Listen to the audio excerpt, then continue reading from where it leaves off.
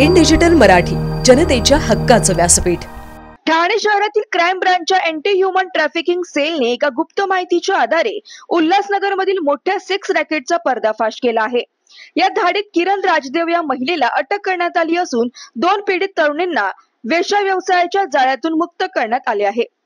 AHTCच्या वरिष्ठ पोलीस निरीक्षक चेतना चौधरी यांना मिळालेल्या गुप्त माहितीनुसार उल्हासनगर मधील मध्यवर्ती पोलीस ठाण्याच्या हद्दीतील कार बाजार, जय माता दी नगर, शांतीनगर या परिसरात फाल्कन हॉटेल जवळ एक महिला दलाल तरुणींना देह व्यापारासाठी ग्राहकांना पुरवण्याच्या उद्देशाने येणार होती। या माहितीनुसार AHTC ठाणे शहराच्या टीमने तत्काळ कारवाई करत बोगस ग्राहक आणि पंचांना पाठवून योजनाबद्ध रीतीने सापळा रचला। सापळा यशस्वी ठरला आणि ठाणे AHTCच्या टीमने छापा मारून किरण राजदेव या महिलेला अटक केली। या महिलेच्या ताब्यातून 2 पीडित तरुणींना देखील मुक्त करण्यात आले आहे। प्राथमिक तपासात ही महिला गेल्या 2 ते 3 वर्षांपासून या वेश्या व्यवसायात सक्रिय असून अनेक तरुणींना देह व्यापाराच्या दलदलीत ओढण्याचे काम करत असल्याचे उघड झाले आहे। आरोपी महिलेवर भारतीय दंड संहितेच्या विविध कलमांखाली आणि पिटा कायद्याअंतर्गत गुन्हे दाखल करण्यात आले असून पुढील तपास सुरू आहे।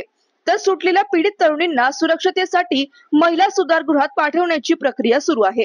ही धाडसत्र ठाणे शहर क्राईम ब्रांचच्या वरिष्ठ अधिकाऱ्यांच्या मार्गदर्शनाखाली वरिष्ठ पोलीस निरीक्षक चेतना चौधरी, पोलीस उपनिरीक्षक निलेश क्षीरसागर, DV चव्हाण, श्रद्धा Kadam, D वालगुडे, D Mohite, KB Patil, Harshita Thorat, Poonam Kharat आणि किरण चांदेकर यांनी संयुक्तपणे केली। ठाणे AHTCच्या धाडसत्रामुळे उल्हासनगर मधील आणखी एक सेक्स रॅकेटचा पर्दाफाश करण्यात यश आले आहे।